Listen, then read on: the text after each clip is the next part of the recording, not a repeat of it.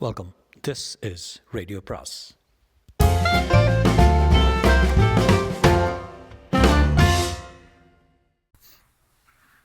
அனைவருக்கும் அன்பு வணக்கம். ராக்கி ரங்கராஜன் இன்னொருத்தி அத்தியாயம் 6. கண்ணாவின் அப்பாவுக்கு போபால் இருந்து கல்கத்தாவுக்கு மாற்றலாகி இருந்தது. கல்கத்தாவுக்கு போகிற எல்லாரும் செய்கிற முதல் வேலையைப் போல் அவனும் ரசகுல்லா ஒரு டின் அனுப்பியிருந்தான். அன்று ஞாயிற்றுக்கிழமை டின் உடைக்கப்பட்டு டைனிங் டேபிள் மீது தயாராகி வைக்கப்பட்டிருந்தது. கண்ணா இங்கே என்றேன். அதன் சிநேகிதங்களாம் 2-3 வந்திருக்கு, அதன் ரூமில் விளையாடிட்டு இருக்குது என்றாள் விசாலி. குளிக்கக்கூட இல்லை, கூப்பிடுங்க போய். தானே வரட்டும், கூப்பிட்டா அவனோட சிநேகிதங்களுக்கு எதிரில் இன்சல்ட் பண்ண மாதிரி இருக்கும் என்று சொல்லிவிட்டேன். மலையாளிகள் நடத்தும் உயர்தர நர்சரி ஸ்கூலில் அவன் படித்து வருகிறான். நல்ல மேனர்ஸ் கற்றுத் தருகிறார்கள். ஒரு முறைக்கு நமக்கு ஸ்லிப் ஆகும்போது அவனை ஞாபகப்படுத்துவான். சமையற்காரனிடம் பரவாயில்ல கூப்பிட்டுட்டு வா என்றாள் விசாலி. அவன் போய் கண்ணாவை அழைத்து வந்தான். கண்ணாவுக்கு அப்படி அழைக்கப்பட்டதில் எரிச்சல் தான். ஆனால் ஆண்டி கோபமாக இருப்பதை உணர்ந்து கொண்டான். நானும் விசாலியும் எதிரெதிராக அமர்ந்திருந்தோம். கண்ணா அவள் பக்கத்தில் அமராமல் என் பக்கம் வந்து உட்கார்ந்து கொண்டான். உட்காரும் முன் ஹாய் என்று கட்டை விரலை ஆட்டினான். பெரிய இடத்து பிள்ளைகளிடம் கற்றுக்கொண்டிருந்த கோணாங்கி தனங்களை அதுவும் ஒன்று. நானும் புன்சிரிப்புடன் ஹாய் என்றேன். எனக்கும் அவனுக்கும் இடையே நிலவும் நல்லுறவு, நேயபாவம் விசாலிக்கு கண்ணை உறுத்தியது போலும். எதை சொல்லி அதை கொலைக்கலாம் என்று தருணம் பார்த்து கொண்டே இருந்தாள். அவளையும் அறியாமல் அவள் சப்கான்ஷியஸில் இருந்த தன்மை, அந்த அரக்கத்தனத்தின் தூண்டுதலால் இங்கிலீஷ் டெஸ்ட்டில் ரொம்ப புவர் மார்க் வாங்கியிருக்கான், அதை பற்றி கேளுங்க. ரசகுல்லா சாப்பிட்டால சரியா போச்சா? நாளைக்கு அவன் அப்பாவுக்கு ஜவாப் சொல்லணும் என்றாள். ரியலி என்று கண்ணாவை நோக்கினேன். அவன் விசாலியை குரோதத்துடன் ஒரு வினாடி முறைத்துவிட்டு அது மோசமான மேனர்ஸ் என்பதால் அதை மாற்றிக்கொண்டு என்னை நோக்கினான். கண்களின் முனைகளில் ஈரம் பளபளப்பதை கவனித்தேன். எந்த நிமிடமும் அந்த கொழுகொழுப்பான கன்னங்களில் கண்ணீர் உருண்டோட போகிறது என்று பயந்தேன். நல்ல காலம், சமையற்காரன் ரசகுல்லாவை எடுத்து கொடுத்து அவன் முகத்தை எனக்கு மறைத்தான். வாயை துடைத்துக் கொள்கிற சாக்கில் கண்ணையும் துடைத்து கொண்டான் போலும். 60 மார்க்ஸ் வாங்கியிருக்கேன் அங்கிள் என்றபோது அவன் குரல் தழுதழுத்திருந்தது. 60% என்று வியப்புற்றவன், இதையா புவர் மார்க் என்று விசாலி சொன்னாள் என்று அவளை கோபத்துடன் பார்த்தேன். அதற்கு சமாதானம் சொல்கிற மாதிரி விசாலி 75% வரும்னு சொல்லிட்டு இருந்தான் என்றாள். 60 இஸ் நாட் புவர் மார்க்ஸ் என்று கண்ணாவுக்கு தேர்தல் சொன்னேன். நிஜமா 75 தான் வந்திருக்கணும், ஆனால் என் ஹேண்ட் ரைட்டிங்காக டீச்சரு 15 குறைச்சிட்டாங்க என்றான். ஹேண்ட் ரைட்டிங், கையெழுத்து எனக்கு ஆச்சரியமாக இருந்தது. கண்ணாவுக்கு மணிமணியான எழுத்து, கண்ணில் ஒற்றிக்கொள்ளலாம். ஒரு முறை என்னை பார்க்க வந்திருந்த சூப்பர்வைசர் ஒருத்தர் கண்ணா ஸ்கூல் பாடம் எழுதி கொண்டிருப்பதை பார்த்து, சார் இத்தனை அழகாக ஒரு ஹேண்ட் ரைட்டிங் நான் பார்த்ததே இல்லை என்றார். இன்னும் எவ்வளவோ பேர் அதையே சொல்லி இருக்கிறார்கள். ஒரு காலத்தில் கையெழுத்து அழகாக இருந்து வர வர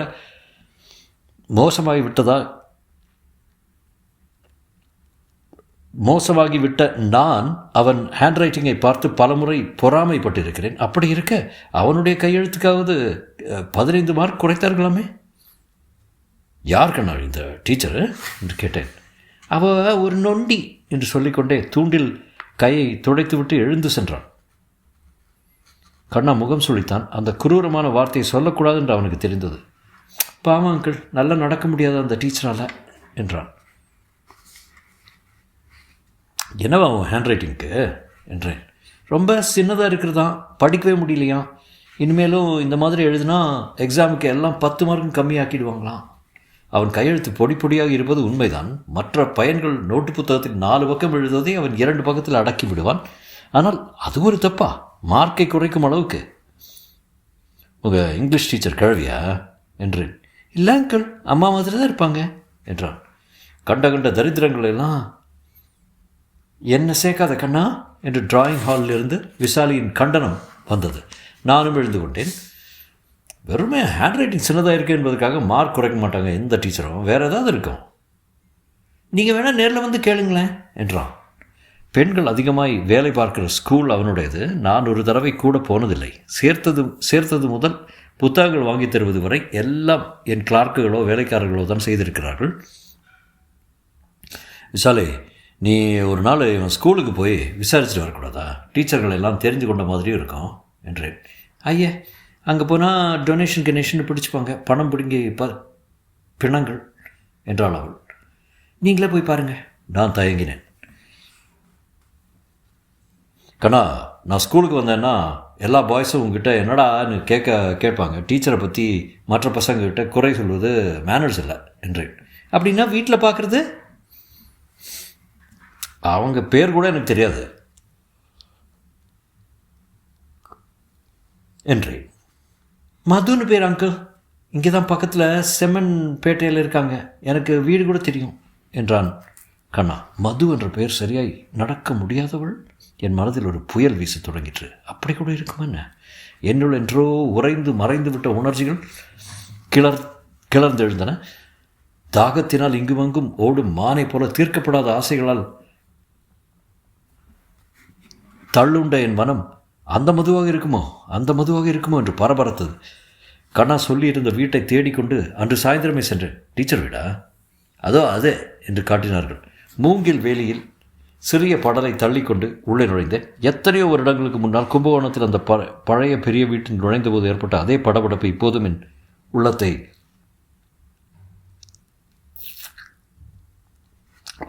நிறைத்தது. மது, நீயாக இருக்குமா? வாசல்புறம் கிணறு, 2 கொய்யா மரங்கள், பிறகு கண்ணா பின்னாவென்று சில செடிகள், கிணற்றுக்கும் பக்கத்தில் டெலிஃபோன் கூண்டு மாதிரி 3-4 பாத்ரூம்கள், குடித்தனக்காரர்களாக சற்று தள்ளி ஒரே மாதிரியான 7 வாசல்கள், ஒவ்வொன்றும் ஒரு போர்ஷன் போலும். லெஃப்ட் சைடில் கடைசி போர்ஷன். அந்த சிறிய கதவை திறக்கிறேன். வசதிகள் போதாத முன்னறை. அடுத்த அறையிலிருந்து பேச்சுக்குரல் கேட்கிறது. சற்று வயதான பெண்மணியின் குரல். நீ செய்கிறது நியாயம் இல்லை மது. உனக்கு கண் சரியில்லைன்னா உங்ககிட்ட படிக்கிற குழந்தைகள் என்ன செய்யும்?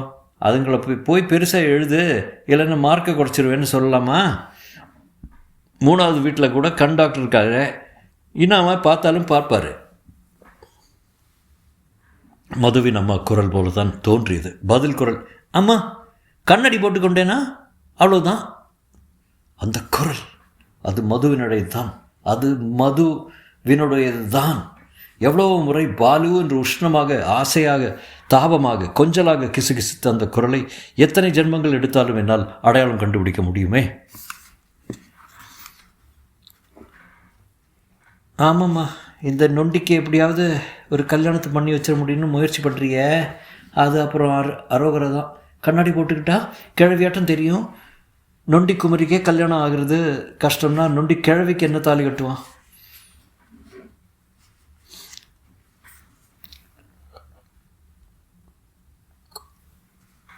நொண்டி நொண்டி என்று அவள் வேண்டுமென்றே அழுத்தி சொல்லும் ஒவ்வொரு முறையும் என் முதுகில் யாரோ சாட்டையால் சுரீர் என்று அடித்தார்கள். தற்செயலாக சூரில் மாட்டியிருந்த ஒரு ஃபோட்டோவை பார்த்தேன். 7-8 மாணவிகள் எடுத்துக்கொண்ட குரூப் ஃபோட்டோ அது. நடுவே டீச்சர் உட்கார்ந்திருந்தால். என்னையும் அறியாமல் செருமி விட்டேன் போலும். யாரது என்று மது கேட்டுவிட்டான். பிறகு முன்புறம் வருவதற்கு சிறிது நேரம் பிடித்தது. காலை இழுத்து நடந்ததால், நீங்கள் பாலு இல்லை கண்டுபிடிச்சிட்டிய என்று சிரித்தேன். நிசப்தம் நிலவிய அந்த ஒரு வினாடியில் 1000 நினைவுகள் மேலெழுந்து வந்தன. மாயவரத்திலே வண்டி அநேகமாக காலியாகிவிட்டது. ஒரு தூக்கம் போட்டு முடித்துவிட்ட மதுவின் அம்மா, நீ தான் நேற்று ராத்திரி எங்கள் வீட்டு மாமா சொன்ன பையனா? நல்லா சிவப்பு அழகாக இருக்கியே என்றான். அந்த அம்மாளுக்கு சமர்த்தாய் பேச தெரியாது என்று பிற்பாடு பல சந்தர்ப்பங்களில் கண்டுகொண்டேன். அசடு என்பார்களே அந்த ரகம். ஆனால் மது அவனை அடக்கவோ பேச்சை மாற்றவோ முயற்சி செய்தது கிடையாது. டிஃபன் காப்பி வாங்கிட்டு வரட்டுமா மாமி என்று கேட்டேன். மாயவரம் ஸ்டேஷன் தானே, காஃபி ரொம்ப நல்லா இருக்கும். எனக்கு 2 கப்பாக வாங்கிட்டு கொண்டு வா என்றான். நானும் மதுவும் இறங்கி போனோம். பேசிக்கொண்டே பிளாட்ஃபாரத்தில் இட்லி வடை சாப்பிட்டோம். காஃபி வாங்கி கொண்டோம். திருவிடை மருதூரில் இறங்கிக் கொள்ளும் நேரம் வந்தபோது என்னுள் துக்கம் வெடித்து கொண்டிருந்தது. கும்பகோணம் வரையில் வந்து உங்களை கொண்டு விடட்டுமா? தஞ்சாவூர் வண்டி வரும். திரும்பி வந்துக்கிறேன் எங்கள் ஊருக்கு என்றேன். வாயேன் என்று அழைக்கிற மாதிரி மதுவின் பார்வை குவிந்தது. ஆனால் அவள் அம்மா, வேண்டாம்ப்பா, நன்ற பொழுது விடிஞ்சு போச்சே, இனிமேல் திருட வரமாட்டாங்க என்றாள். நானும் மதுவும் ஒருவரை பார்த்து சிரித்து கொண்டோம். என்று கண்ணை உருட்டி அந்த திருடன் சம்பவத்தை அம்மாவுக்கு சொல்ல வேண்டாமோ என்று எச்சரித்தாள் மது. அம்மா ரொம்ப பயந்து விடுவாள் என்று நினைத்தால் போரிருக்கிறது.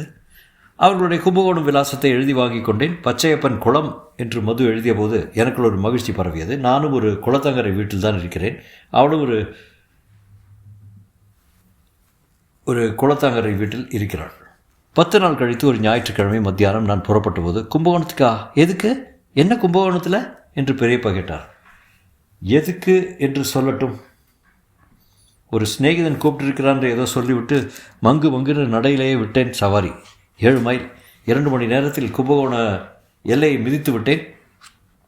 டவுன் ஹைஸ்கூலை தாண்டி கொண்டு பழைய பாலத்துக்கு செல்லும் ரோடிலேயே சென்று பச்சையப்பன் குளத்தையும் அடைந்து வீட்டில் பார்க்கும் முன் குளத்தங்கரையிலே பார்த்து விட்டேன் மதுவை.